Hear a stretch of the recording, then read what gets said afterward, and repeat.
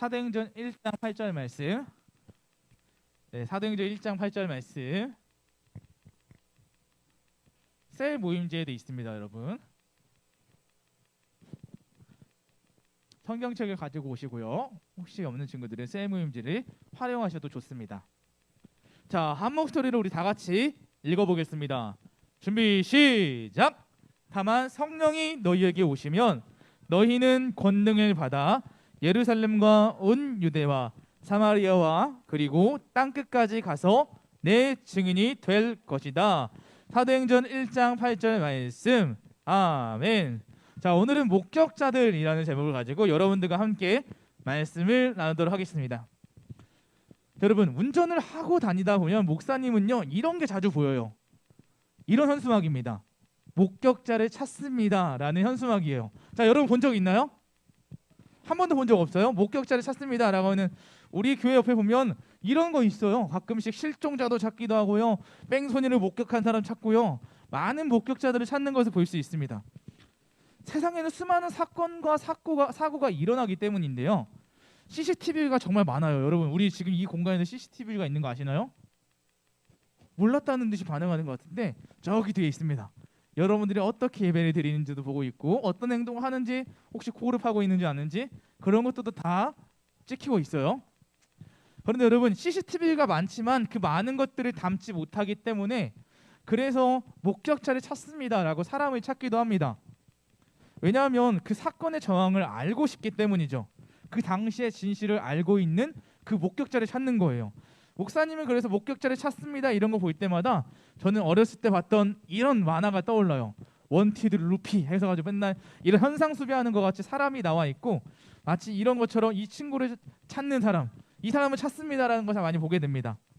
마찬가지로 여러분, 하나님께서도요, 누구를 찾냐면요, 저를 따라 보겠습니다. 하나님께서도 목격자를 찾는다.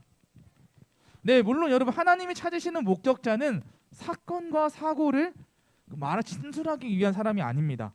하나님은요, 어떤 사람을 찾냐면 자신의 이야기를 듣는 사람을 찾습니다. 자기의 이야기를 보고 들은 사람을 찾아요.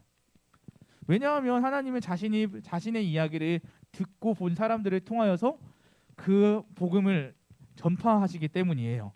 그렇다면 우리는 오늘 어떻게 하면 하나님이 찾으시는 증인이 될 수 있는지 오늘 말씀을 통해서 함께 나눠보고자 하는데요, 예수님께서는요, 부활하신 후에 이 땅에서 몇 일 동안을 사역하셨을까요, 여러분? 예수님은 죽으셨다가 사흘 만에, 그러니까 3일 만에 부활하셨죠. 그리고 승천하기 전까지 몇 일 동안 이 땅에 계셨냐면 40일 동안 계셨습니다. 40일 동안 계시면서 어떤 거 하셨냐면 하나님 나라에 관련된 일들을 가르치셨어요. 그리고 그들에게 하나님이 자신이 살아있음을 증언했습니다. 사도행전 1장 초반부에 보면 예수님이 자신이 살아계심을 증언하고 다녔다라고 나와 있고, 그리고 하나님 나라에 대한 가르침을 전하고 다녔다라고 했습니다. 그런데 무엇보다 예수님께서는 하나님 나라에 대한 가르침을 전하고 다녔었는데, 어느 날이었어요. 제자들이 예수님께 모여서 질문을 합니다. 예수님, 언제 이스라엘을 회복시켜 주실 것인가요? 라는 질문이었어요. 여러분, 이들이 이런 질문을 하자 예수님께서는 뭐라고 대답하셨을까요? 그것은 너희가 알 바가 아니라고 얘기했어요. 그리고 나서 자신의 마지막 유언, 이 땅 가운데서의 마지막 유언을 하셨습니다. 여러분, 유언이 뭔지 아세요? 예, 죽기 전에 남기는 말이잖아요. 저는 드라마를 보면서 이런 말을 했습니다. 어떤 사람이 죽음에 임박하여 남기는 말인데 유언에는 힘이 있어요. 저 이런 드라마 보면서 우리 도준이가 우리 순양을 산닥하지 않았나 라면서 이런 영상을 찍었던 장면이 있고, 이런 유언에 따라서 재산을 분할하든지 그런 힘들이 있어요. 정말 중요한 이야기죠. 여러분, 그러면 한번 물어보고 싶어요. 혹시 유명한 유언들도 있는데 혹시 여러분 아세요? 1부 때 물어보니까 어떤 친구는 이 유언을 가지고 대부분 잘 맞췄지만 세종대왕이 그랬어요 라고 한 친구도 있었어요. 자, 어떤 유언이냐면요, 나의 죽음을 적에게 알리지 말라 라는 유언입니다. 누가 했을까요? 이순신 장군이 했죠. 여기 세종대왕이라고 안 들리네요. 미리 스포해드린 거예요. 어떤 친구, 여기 있던 친구가 이순신 장군이요, 아니 세종대왕이요 라고 했어요. 모두가 웃음바다가 되었습니다. 이렇게 자신의 죽음을 적에게 알리지 말라고 하는 유명한 유언들도 있는데 예수님께서 남기셨던 유명한 마지막 유언도 있는데요. 그것이 바로 오늘 우리가 읽어봤던 사도행전 1장 8절입니다. 왜냐하면 승천하시기 전에 하셨던 마지막 말씀이기 때문인데요. 우리 사도행전 1장 8절 말씀 다 같이 다시 한번 읽어보겠습니다. 시작! 다만 성령이 너희에게 오시면 너희는 권능을 받아 예루살렘과 온 유대와 사마리아와 그리고 땅끝까지 가서 내 증인이 될 것이다. 아멘. 자, 예수님의 마지막 유언은 뭐예요? 증인이 되라라는 거였습니다. 왜 증인이 되라고 하시는 걸까요? 여러분, 제자들은요, 잘 들어보시면 헛된 기대를 했습니다. 기대에는 늘 실망이 따르기 마련인데 그들은 헛된 기대를 했어요. 어떤 기대를 했냐면 아까 이스라엘 백성들이 제자들이 예수님께 뭐라고 질문했죠? 예수님, 언제 우리 이스라엘을 회복시켜 주실 것인가요? 라고 질문했다고 했잖아요. 그건 이런 의미가 있어요. 지금 우리 이스라엘은요, 지금 힘도 약한데 예수님 언제 우리 다윗 때와 같이 강한 나라가 다시 될 수 있나요? 그렇게 우리나라도 다시 한번 강해지고 싶습니다. 언제 회복시켜 주실 것인가요? 라고 하는 그런 기대였어요. 하지만 예수님은 오히려 이 말씀을 듣고는 뭐라고 했냐면 너희가 알 바가 아니다 라고 말씀하시면서 1장 7절에서 말씀하시고 그리고 나서 8절에서 증인이 되라 라고 말씀하셨습니다. 왜냐하면 예수님의 관심은요, 한 나라에 있지 않습니다. 예수님에게는요, 여러분, 대한민국이든 중국이든 일본이든 그 나라가 중요하지 않습니다. 예수님은 더 높은 차원의 나라에 대한 관심이 있었습니다. 그게 가로치고 뭐라고 써놨죠, 목사님이? 하나님 나라. 네, 예수님에게는요, 이 땅이 중요한 게 아니에요. 이런 우리가 설정해 놓은 나라가 중요한 게 아니라 하나님 나라의 가르침을 전파하고 다니셨다고 했잖아요. 바로 하나님 나라에 대한 더 관심이 크셨어요. 왜냐하면 이 모든 땅이 예수님이 다스리시는 나라고, 그래서 이곳에서만 복음이 전해지는 것이 아니라 그 어디서든지 예수님의 말씀이 복음이 전해지기를 원하셨기 때문이에요. 그래서 예수님은 사도행전 1장 8절 말씀에서 여러 가지의 지명들, 지역들을 이야기하세요. 자, 1장 8절 말씀에 여러분 어떤 지역이 나오죠? 여러분 쉽게 해놨잖아요. 쉽게. 빨간색으로 제가 첫 번째 어디예요? 예루살렘. 네, 예루살렘이라고 했을 때 남유다를 가리킬 거예요. 예루살렘이 말하고요. 그 다음에 또 어디예요? 온 유대. 네, 그리고 온 유대고요. 그리고 세 번째 어디예요? 사마리아. 네, 사마리아 땅을 말이고요. 네 번째는요, 땅 끝까지. 여기는 여러분 지금 제가 목사님이 여기 빨간색으로 표시했던 예루살렘과 온 유대와 사마리아 그리고 땅 끝. 예루살렘은 도시의 이름입니다. 온 유대는요, 그 예를 들면 이런 거죠.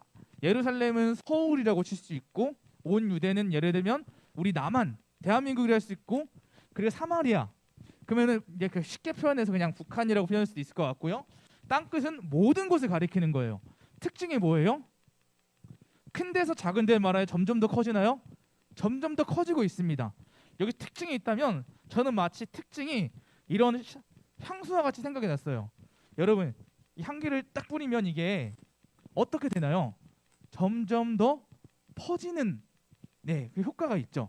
퍼지는 효과가 있는 것처럼 예수님의 그 영역, 하나님 나라 복음으로서 증인으로서 살아가야 하는 것들이 이곳에서만 국한되는 것이 아니라 점점 더 영역이 확장되어야 된다. 점진적으로 확장되고 커져야 된다라고 말씀하고 있는 것입니다. 우리가 이 안산에서만 그리고 이 동산교회에서만 증인으로 예수님의 제자로 사는 것이 아니라 그 우리가 설정해 놓은 경계를 넘어서 모든 곳에서 우리가 밟는 모든 곳에서 예수님을 전하는 사람이 되어야 된다라고 말씀하고 있는 거예요. 왜냐하면 하나님은 이 안산에서만 하나님이시 아니시고 모든 곳에 계시는 하나님이시기 때문입니다. 저를 따라해 보십시다. 하나님께서 나를 증인으로 부르셨다. 네, 하나님께서 여러분들을 증인으로 부르셨습니다. 증인이 되기 위해서 필요한 일이 있어요. 그건 뭐냐면요, 사도행전 1장 8절 말씀 다시 보세요. 권능을 받는 것입니다. 권능이라는 게 뭐냐면요, 권능은 헬라어로 디나미스라고도 하는데 그것이 여러분들이 잘 알고 있는 다이너마이트 뭔지 아시죠? 몰라요? 폭탄이에요, 폭탄. 그 엄청난 파괴력이 있는 것처럼 이것을 영어 성경에서는 뭐라고 쓰고 있냐면 파워라고 합니다. 파워. 파워 모르는 친구 없죠? 힘이죠, 힘. 그만큼 권능이라는 것 힘이라고 이해하시면 돼요. 폭발력, 힘이라고 하는데 이 힘을 누가 주시는가? 바로 이 앞에 있는 말씀처럼 다만 성령이 너희에게 오시면 너희는 권능을 받게 되고 그러면 내 증인이 될 것이다. 예수님을 전하는 사람이 될 것이다 라고 합니다. 분명히 기억해야 할 사실, 증인은 내가 되고 싶다고 되는 것이 아닙니다. 오늘 말씀에 따르면 성령님이 오시면 우리가 권능을 받게 되고 당연하게 증인이 될 것이다 라고 말씀하고 있는 거예요. 그래서 우리들이 해야 할 일이 있다면 기도하면서 성령님을 기도하면서 기다리는 것입니다. 그리고 지금 이미 예수님을 주로 고백하는 여러분들의 안에 성령님이 계시고요. 성령님과 함께 살아가는 것입니다. 그런데 솔직히 생각해 보면 증인으로 사는 거 쉽지 않은 것 같아요. 왜냐하면 여러분 증인이 누구예요? 증인? 앞에 써 있는 것처럼 듣고 본 사실을 진술하는 사람이에요. 진술하는 사람. 다른 말로 하면 오늘 설교 말씀처럼 목격자라고 할 수 있는데 듣고 보지 않았는데 어떻게 증인이 될 수 있나요? 증인에게는요 전제되어야 되는 것이 있는데 그것은 듣고 본 사실이 있어야 됩니다. 내가 듣지도 않고 보지도 않았는데 어떻게 그것을 증언할 수 있을까요? 증인으로 택직되기 위해서는 듣고 본 사실이 있어야 됩니다. 왜냐하면 증인이 되는 것도 마찬가지예요. 목격자로 증인으로 살기 위해서는 우리는 예수님의 증인을 살기 위해서는 예수님을 보고 들었어야 됩니다. 예수님이 어떤 일을 하셨는지 무엇을 하셨는지 그렇게 해야 됩니다.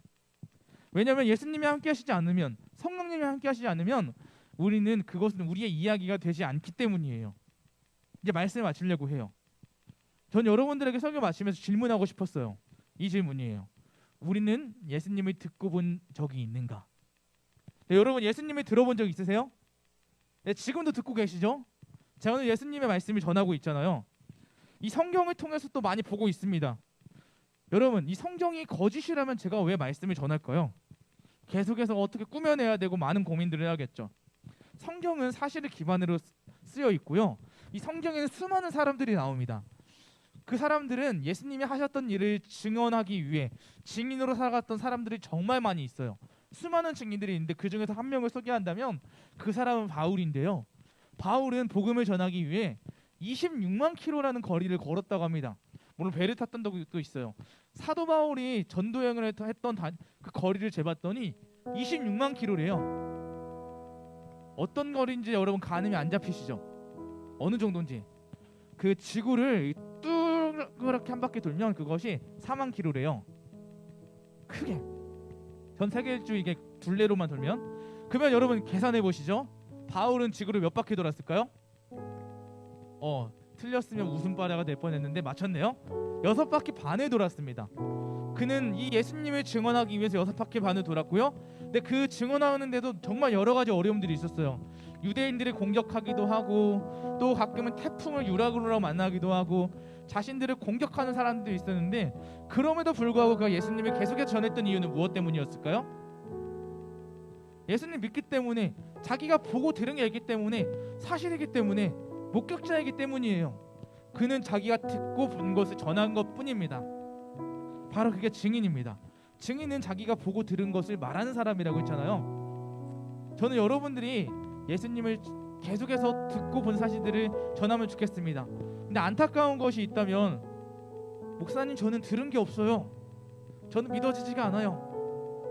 그래서 여러분 들은 게 없고 보는 것이 없으면 그래서 우리가 말씀에 가까이 하자는 거예요. 여러분 오늘 새로운 게 여러분들에게 나갔을 거예요. 주보 안에 이런 푸른색 맑은색 큐티지 보셨나요? 네, 원래 치약팀에서는 저희가 화목한 큐티를 썼는데 이번 연도부터 우린 푸른색 맑은색을 쓰기로 했어요. 이거의 장점은 뭐가 있냐면요, 매일 말씀을 우리가 하루에 묵상할 수 있도록 준비가 되어 있어요. 그리고 보시면 우리 안에 여기는 본문도 들어있어요. 성경책을 펴지 않아도 말씀을 볼 수 있도록 할 수 있고요, 묵상할 수 있게 여러분들을 도울 수 있도록 묵상집을 준비했습니다. 왜냐하면 여러분 증인이 그것을 증언하기 위해서는 자기가 듣고 본 것들이 있는데, 우리가 듣고 보는 것은 이 말씀을 통해서 듣고 봅니다. 예수님이 어떤 일을 하셨지? 하나님 어떤 일을 하셨지? 그래서 날마다 여러분들이 말씀을 가까이 할 수 있도록 돕기 위해서 이걸 준비했는데요, 우리가 함께 이제 날마다 이 말씀을 같이 읽어보고 그리고 예수님이 하셨던 일들이 무엇을 하셨는지 묵상하는 저희들이 됐으면 좋겠습니다. 왜냐하면 하나님이 부르신 여러분들의 일상에서 묵상하자는 거예요. 이 부르신 일상 너무 바쁘고 힘들죠. 여러분 학원 다녀야죠, 학교 가야죠, 친구들과 놀아야죠, 게임도 해야 되죠. 바쁜 일상 속에서 우리가 그래도 증인으로 살아갈 수 있도록 한 번이라도 예수님을 생각해 보자. 저는 뭐 대단한 것보다는 그냥 하루에 한 번이라도 예수님을 생각해 볼 수 있는 그런 여러분의 삶이 좋겠다. 왜냐면 솔직히 생각하면 하루에 한 번도 생각 안 해본 적 많잖아요. 네라고 하잖아요. 저도 그럴 때가 있어요. 교회 안에 있지만 교회 안에서 하나님을 생각하지 않고 살아갈 때도 있거든요. 너무 바쁘고 이런 걸 처리해야 하는 나머지. 여러분들 그래서 우리가 말씀 앞에서 하나님을 묵상해보고 하나님을 생각하면서 하나님의 이야기가 우리의 이야기가 됐으면 좋겠습니다. 그래서 매일같이 하나님의 말씀을 눈으로 보면서, 그리고 우리는 이 성경 읽기를 듣는 거라고 하거든요. 우리가 결국 하나님 말씀을 읽을 때 그것이 우리가 하나님의 음성을 듣는 일이 될 것입니다. 그래서 그 이야기가 여러분들의 이야기 될 수 있도록 우리 함께 하나님 말씀을 가까이 하고 증인으로 살아갈 수 있도록 하면 좋겠습니다. 부르신 곳에서 예배하는 방법은 하나님을 기억하고 하나님 앞에 나아가는 겁니다. 오늘 목사님이 결론에서 말씀드렸던 것처럼 주어진 자리에서 하나님의 말씀을 기억하며 살아가는 우리들이 되면 좋겠습니다. 그렇게 하기 위해서 우리 함께 기도할 때 이렇게 기도하면 좋겠습니다. 하나님, 우리에게 주어진 그 자리에서 일상에서 하나님을 묵상할 수 있는 제가 될 수 있도록 인도하여 주세요. 바쁘고 힘들지만 그 상황 속에서 하나님을 기억하고 하나님의 말씀을 앞에 설 수 있는 제가 될 수 있도록 제 몸이 움직일 수 있게 도와주시고 제 마음이 하나님께로 향할 수 있게 저를 움직여주세요. 사랑하는 하나님, 우리가 예수님을 증언하는 증인이 되길 원합니다. 우리 안에 얼마나 예수님에 대해서 잘 알고 있는지 한번 돌아봅니다. 예수님이 하셨던 말씀, 하나님이 무엇을 하셨는지 우리가 진지하게 말씀 앞에서 묵상하고 되새기는 우리들이 될 수 있게 인도하여 주시옵소서.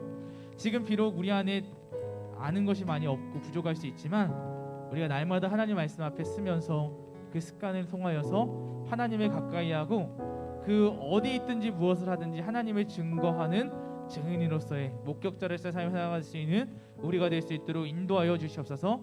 그렇게 인도하시고 말하게 하시고 잘하게 하실 주님을 기대하며 예수 그리스도의 이름으로 기도합니다. 아멘.